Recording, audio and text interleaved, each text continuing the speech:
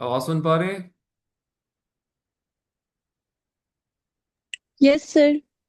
अच्छा, बीच में sometime disconnect हो जाता है क्योंकि लाइट शायद ऊपर नीचे हो रही है। बट ये कि आपसे मैं दोबारा एक दफ़ा प्रेजेंटेशन शेयर करता हूँ। जी, I think this is now again visible to you.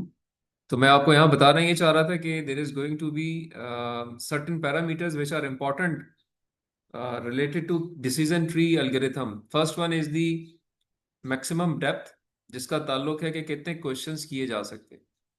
और then is the minimum sample leaves. Sample leaves जो है वो आपके पास विड्थ ऑफ द ट्री है।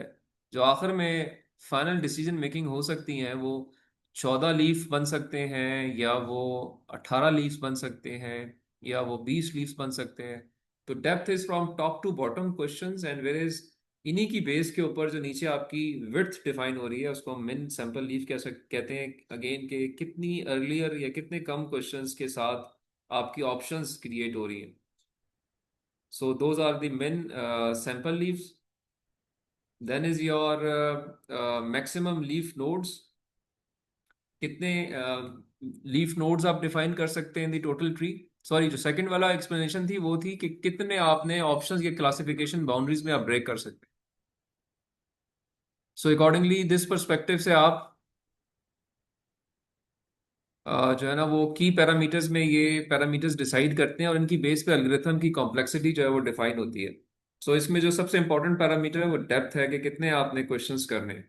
फिर आप कितनी से 14 क्लासेस डिफाइन कर रहे हैं, 15 क्लासेस डिफाइन कर रहे हैं, those are the sample leaves. और लीफ नोड्स मींस के कितने आप ब्रेथ के अंदर चीजों को एक्सपेंड कर सकते हैं। तो इस तरीके से डिसीजन ट्री जो है वो डिफाइन किया जाता है। Decision tree. सर दान सॉरी सर, दानियाल का मैसेज आ रहे हैं ग्रुप में कि उसे दोबारा से वो करवा दें join, because he is not able to join again. Okay, मैंने तो इनेबल किया हुआ है। वो अगर ज्वाइन नहीं कर पा रहा तो there is some issue at his end. उसे कहें कि अपना इंटरनेट चेक करे। ठीक है। आपको आवाज आ रही चाहिए मेरी अभी। जी सर, आ रही है आपकी दो आवाज। लोग ऑन बोर्ड हैं, तीसरी खुद मिस निशा जो है वो खुद जो है वो छोड़ के चली गई।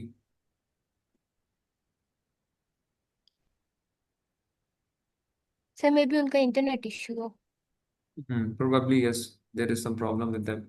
खैर, let's move forward. Lecture is being recorded as well, अगर केस इनका ड्रॉप होता है तो they can listen to it later on. So ensemble model जो होता है, this is related to random forest which is the second class for the decision tree. Decision tree एक singular दरख्त की बात हो रही है। अगर बहुत सारे दरख्त जमा हो जाएं तो उसको हम फॉरेस्ट का नाम देते हैं। और यहाँ पे जो लैंग्वेज या कहें कि अल्गोरिथम है वो रैंडम फॉरेस्ट कहलाता है। लेकिन रैंडम फॉरेस्ट से पहले एक चीज हमें पता होनी चाहिए, that is the ensemble model. ensemble model से मुराद ये होता है कि you take decisions from multiple people, and then accordingly आप जो है उन मल्टीपल लोगों से फैसला पूछ के और फिर एक एवरेज आउट करें कि हाँ जी मैक्सिमम लोग किसके हक में फैसला देना चाह रहे हैं। जो कि एक आम जिंदगी में भी होता है कि आप जब किसी से क्वेश्चंस करते हैं, एक अपने आंसर लेना हो तो आप 10 लोगों से सवाल करें। अगर 6 लोग उस सवाल के जवाब एक जैसा दे रहे हैं, 4 लोग एक जैसे दे रहे हैं और आपको नहीं पता, तो आप शायद प्रोबेबिलिटी की बेस पे 6 लोगों के आंसर की तरफ जा सकते हैं कि जवाब ठीक होगा। बिल्कुल इस तरीके से ensemble काम करता है। ऐसा यहाँ लिखा हुआ भी कि ensemble takes multiple individual learning models and combines them to produce an aggregate model that is more powerful than any of its individual learning models alone. By combining different um individual models into an ensemble means averaging. We can average out their individual mistakes to reduce the risk of overfitting while maintaining a strong prediction performance. So this is called ensemble model. Random forest is inspired by the ensemble model. Like you can think about decision tree as about human. Then the forest is a big amount of people with different opinions. In real life, if the opinion of a large group of people about something is one decision, then there is a big probability that this opinion is a true one, which is the key idea behind random forest. random forest is an ensemble of learning models. So each tree is a random forest built from random samples of data. There are some hyperparameters to choose how many number of trees, how many number of features you will consider. By combining different individuals,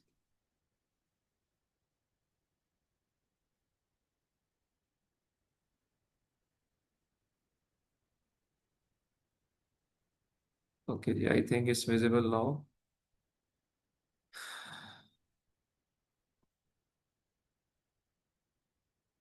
So we can combine different models into one average, which I use ensemble, means ensemble भी पढ़ते हैं इसको, ensemble भी पढ़ते हैं और average भी कहते हैं. So we can average out the decision made by individual models and then can decide. Like यहाँ पे ये एक डायग्राम के अंदर शो ये हो रहा है कि आपके पास एक सेट ऑफ फीचर्स हैं जिसकी बेस के ऊपर आपने बहुत सारी कॉपीज बना ली उन फीचर्स की और आपने अलग अलग एक डिसीजन ट्री बनाया. एक टॉप पे डिसीजन ट्री नजर आ रहा है जिसका एक फैसला है, फिर एक सेकंड डिसीजन ट्री है उसका एक और फैसला है, और थर्ड का एक और फैसला है. तो चूंकि दो का फैसला जो है वो ग्रीन के हक में है, इसलिए ensemble प्रेडिक्शन ये कहती है कि that is the correct answer. So इसको हम नाम देते हैं रैंडम फॉरेस्ट का. तो रैंडम फॉरेस्ट का एल्गोरिथम जो है वो मल्टीपल डिसीजन ट्री से मिला के बनाया जाता है, और it is inspired by decision tree but multiple decision trees. So in this case random forest is decided. So again इसके अंदर भी कुछ की पैरामीटर्स रखे जा सकते हैं कि आपने कितने कोई ये इस तरह के एस्टिमेटर्स डिसाइड करने हैं, उनके अंदर कितने मैक्सिमम फीचर्स आप लेंगे. लाइक पिछली एग्जांपल में ये जो फीचर्स हैं इनके नंबर जो है वो 10 भी हो सकते हैं, 20 भी हो सकते हैं, 40 भी हो सकते हैं. जो कॉपीज मैंने बनाई हैं ये 3 भी हो सकती हैं, 30 भी हो सकती हैं, 300 भी हो सकती हैं, कि उस लिहाज से कि जितने मैंने यहाँ पे डिसीजन ट्री इन्वॉल्व करने हैं. सो इन इन बेसिस के ऊपर this random forest is decided.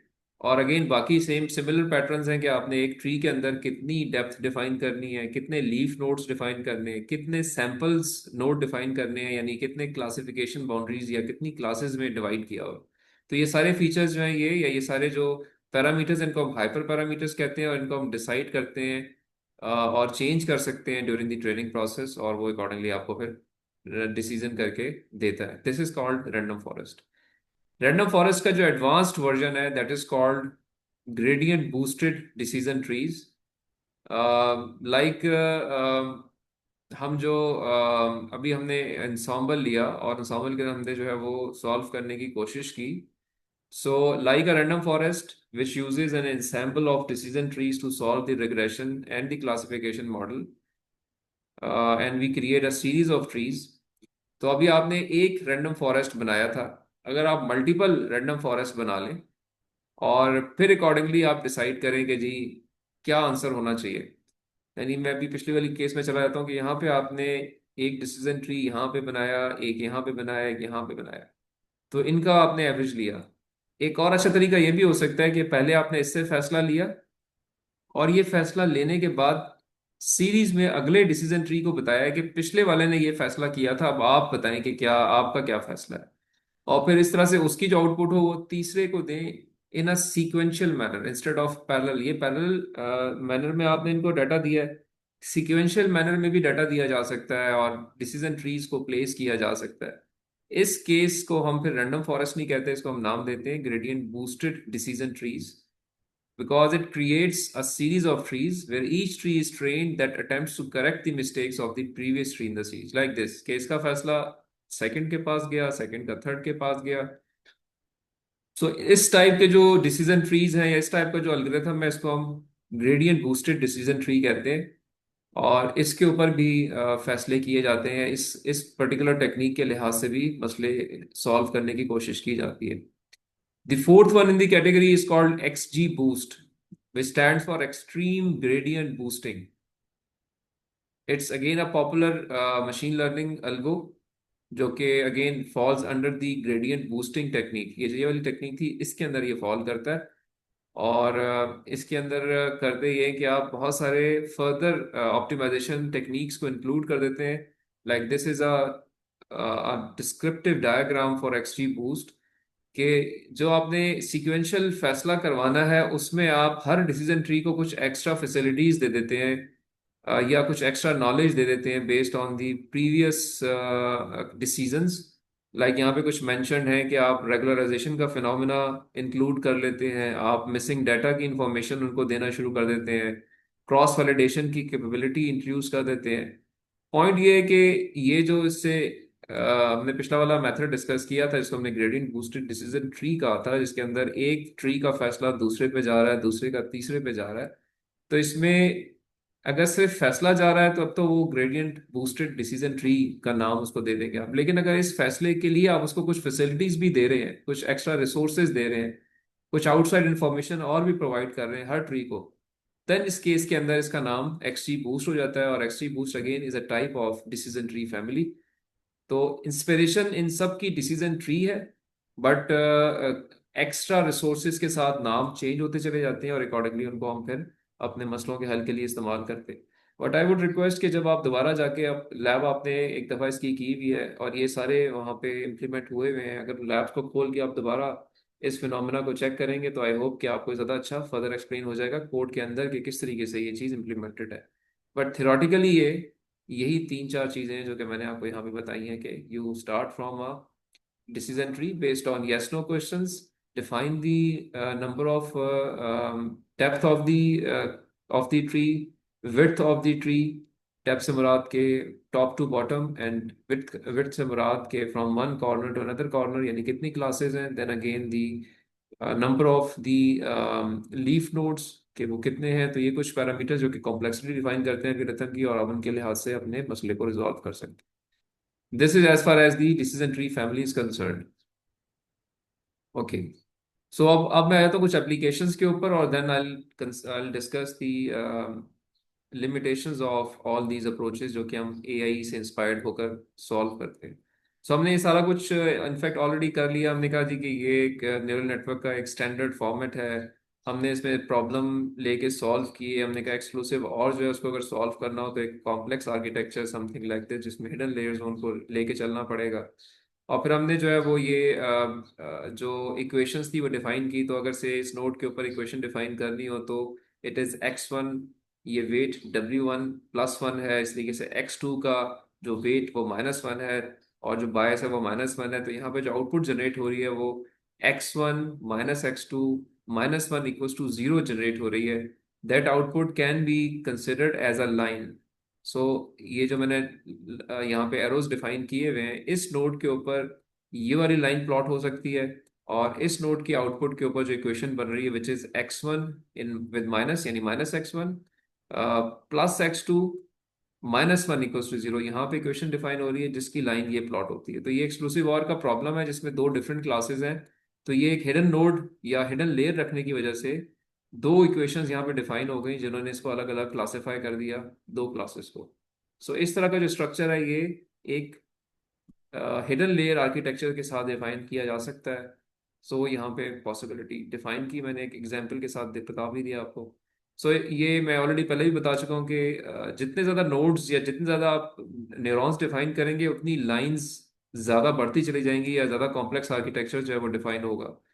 एक परसेप्ट्रॉन हो और से नंबर ऑफ इनपुट्स हो विद वेट्स तो एक सिंगुलर लाइन डिफाइन होती है। चार नोड्स होंगे तो चार लाइंस डिफाइन होंगी। तो इस तरह से आपसे 6-7 रीजन्स को सेपरेट कर सकते हैं। और अगर आप नेटवर्क ऑफ नेटवर्क्स बनाएंगे, से आपने चार नोड का नेटवर्क यहाँ डिफाइन किया, अगले चार का यहाँ डिफाइन किया, फिर चार का इधर डिफाइन किया, तो इनफैक्ट आपने तीन डिफरेंट रीजन्स को ऐड कर दिया यहाँ पे। तो ये एक और कॉम्प्लेक्स आर्किटेक्चर डिफाइन होता है। तो समथिंग लाइक दिस कि ये जो लाइंस हैं या ये जो कलर रीजन्स हैं ये डिफरेंट क्लासेस को सेपरेट कर रहे हैं based on the number of layers which you are defining. On the contrary जो अनसुपरवाइज्ड लर्निंग होती है वो हमने एक बड़ा डिटेल एक लेक्चर लिया था जिसमें हमने कहा था कि they work on the interesting structure with in that data, और डाटा के अंदर से इंस्पिरेशन ली जाती हैं और उनको सॉल्व किया जाता है। Now coming on to the applications. Applications जो है वो बहुत सारी हैं, और जिस तरह आप लोगों ने भी अपने कुछ ना कुछ अभी रिसर्च पेपर्स डिफाइन किए हैं और रिसर्च पेपर्स के अंदर आपने उनके कोड को भी लेके सॉल्व किया है, तो उसमें आपको फाइनेंस के प्रॉब्लम्स भी नज़र आएंगे, मेडिसिन साइड से भी चीज़ें नज़र आएंगी, इंजीनियरिंग के अंदर भी कुछ प्रॉब्लम सॉल्व हुई हैं, बट प्राइमरली सारे के सारे जो प्रॉब्लम्स चल रहे हैं वो मोस्टली प्रिडिक्शन बेस्ड हैं। यानी या तो प्रिडिक्शन की जाती है या वहाँ पे क्लासिफिकेशन की जाती है। Control is again a phenomena of prediction, कि आप कंट्रोल कर रहे हैं, इट मीन्स आप प्रिडिक्शन के पर्सपेक्टिव से देख रहे हैं। तो दो मेजर प्रॉब्लम्स को सॉल्व किया जाता है, और वो दो प्रॉब्लम्स जो है आइदर प्रिडिक्शन है या क्लासिफिकेशन है, और इनके अंदर कहीं पे भी वो फॉलो कर सकती है। लाइक ये एक फूल है और फूल को आपने क्लासिफाई करना है, तो इसके अंदर बहुत सारे फीचर्स हैं, उनकी बेस के ऊपर you can classify one flower from another flower. Like एक गुलाब का फूल जो है वो सनफ्लावर से बहुत सारे लिहाज से फ़र्क है, इनकी पत्तियों के साइज़ फ़र्क है, इनके लीफ के साइज़ फ़र्क है। अगर मैं इनके यहाँ देखूँ, इनकी ओवरी का साइज़ फ़र्क है, इनका कैलिक्स का साइज़ फ़र्क है, इनके रिसेप्टिकल, इनके पेडंकल्स, इनके sepals. So all of these flowers have different features from those basic parameters जो कि एक फूल के अंदर होते हैं। तो based on those values which you can note down and record and measure, you can make a database, and based on database you can train a network or an AI based algorithm to classify different flowers. So like this, कि आपने ये flowers देखे और आपने उनके लिहाज से कुछ इंपॉर्टेंट पैरामीटर्स डिसाइड किए, उनकी वैल्यूज रिकॉर्ड की, और फिर आपने उनको क्लासेस या लेबल्स दे दिए, और इनके ऊपर आपने अपने नेटवर्क को ट्रेन कर लिया। Now when ever you will try to test any similar flower, it will go and check the converged weights from the training data, and then it will give you an answer. This is how classification is done. Similarly आप blood test करते हैं, या आप किसी का कोई बीमारी explore करने जा रहे होते हैं, तो आप बहुत सारे टेस्ट कराते हैं, या डॉक्टर बहुत सारे टेस्ट कराता है, और टेस्ट के पैरामीटर्स की रेंजेस की बेस के ऊपर वो डिसाइड करता है कि ये जो पेशेंट है या ये नॉन पेशेंट है, यानी ये ठीक बंदा है या इसमें कोई प्रॉब्लम है। प्रॉब्लम कुछ भी हो सकती है, could be a blood pressure problem, it could be a I would say कोई शुगर की प्रॉब्लम हो सकती है, लिवर की प्रॉब्लम हो सकती है, based on that specific parameter, hanky panky या आउट ऑफ रेंज। सो जैसा एक डॉक्टर डिसाइड करता है based on certain features, similarly एक एआई बेस्ड एल्गोरिथम भी ये काम कर सकता है, अगर उसको आप ट्रेन कर दें विद द लेबल्स, कि अगर ये रेंजेस होंगी तो ये ठीक बंदा है, अगर ये रेंजेस से चीज आउट होगी, यानी एक्चुअल उसको डाटा देंगे पेशेंट का, तो ऑटोमेटिकली उसके अंदर से इन्फर कर लेगा कि रेंजेस से आउट होने की वजह से ये पेशेंट बन रहा है, और accordingly it can figure out any test case in the later scenarios. So ये database can be again defined, values can be written down for any type of functions. एलएफटीज किए जाते हैं, आरएफटीज किए जाते हैं, और ब्लड टेस्ट किए जाते हैं, उनके पैरामीटर्स की बेस के ऊपर एक पेशेंट और नॉन पेशेंट डिफाइन किया जाता है। वही सेम डाटा जो है वो दिया जा सकता है एक एआई बेस्ड एल्गोरिथम को। तो ये एक प्रॉब्लम या ये एक जो एरिया है वो ये भी डिफाइन किया जाता है। उसके बाद अगर हम चलते हैं रेगुलर कुछ और प्रॉब्लम्स पे, तो स्टॉक मार्केट प्रोडिक्शन अगेन इंसान कर रहे होते हैं बेस्ड ऑन सर्टेन फीचर्स। वो फ्लक्चुएशन को देख रहे होते हैं, स्टॉक प्राइसेस की, उनकी उनकी जो खरीदो फरोख्त हो रही है उसको देख रहे होते हैं, पैरेलल में कुछ और स्टॉक्स जो बिक रहे हैं उनको देख रहे होते हैं, उसकी बेस पे डिसाइड कर रहे होते हैं कि जी क्या चीज़ खरीदी जाए, क्या चीज़ बेची जाए। तो ये same phenomena with examples use किया जा सकता है to train any AI algorithm, and that algorithm can also give you results for the testing scenarios. Bank में आप जाते हैं तो बैंक के अंदर आपको अच्छी बुरे कस्टमर के हवाले से पहचाना जाता है, आपको लोन दिया जा सकता है या नहीं दिया जा सकता है, जिसमें बहुत सारे फीचर्स देखे जा सकते हैं, आपकी age, education, occupation. Similarly the same train data या same data can be use to train any AI algorithm, and it can give you the answer. और अगर हम आगे जाएं तो आप एक आजकल जैसा मशीनरीज हैं उनमें प्रॉब्लम्स आती हैं, तो those problems can be identified with the help of AI based algorithms. और लाइक इसमें आप इंजन मैनेजमेंट के पर्सपेक्टिव से आप कोई प्रिडिक्शन करना चाह रहे हैं, that can be done. Bankruptcy prediction जो है क्रेडिट कार्ड के पर्सपेक्टिव से, लोग एज्यूम करके आपको क्रेडिट कार्ड बनाने का ऑप्शन देते हैं या नहीं देते, same data can be utilized here as well. और in this way you can find out face recognition के पेपर्स और काम, जेस्चर रिकग्निशन, और बहुत सारे और ये इनफैक्ट सारे क्लासिफिकेशन के टास्क हैं, तो ये सारे के सारे काम विद द डाटा किए जा सकते हैं। कैरेक्टर रिकग्निशन हमने कुछ एग्जाम्पल क्लास में भी की थी, तो उन्हीं उन्हीं थ्योरी या उन्हीं मैथमेटिकल मॉडल्स की बेस पे कैरेक्टर रिकग्निशन भी की जा सकती है। कैरेक्टर रिकग्निशन दो किस्म की होती है, एक प्रिंटेड कैरेक्टर्स होते हैं और एक हैंड रिटन कैरेक्टर्स होते हैं। दोनों कैरेक्टर्स को आप based on conversion into the quantifiable terms one can always go for the recognition. Data mining के अंदर ये मेथड्स इस्तेमाल हो सकते हैं, और इवन म्यूजिक कंपोजिशन में, म्यूजिक क्लासिफिकेशन के अंदर ये फिनोमेना इस्तेमाल किया जा सकता है। इलेक्ट्रॉनिक नोज यानी इस तरह के सेंसर्स हैं जो कि सेंस करके आपको बताते हैं कि ये मीट की खुशबू आ रही है या ये वेजिटेबल की खुशबू आ रही है ब्रॉडली, या फर्दर उनके अंदर क्लासेस हैं, तो उन्हीं सेम डाटा को इस्तेमाल करके एक एआई बेस्ड एल्गोरिथम भी आपको बता सकता है कि ये क्या खुशबू है जो कि फील हो रही है। तो इसके ऊपर एक रियल टाइम प्रोडक्ट डिजाइन भी हुआ हुआ है जो कि इलेक्ट्रॉनिक नोज के नाम से पहचाना जाता है, and you can search it कि वो कैसे काम करता है।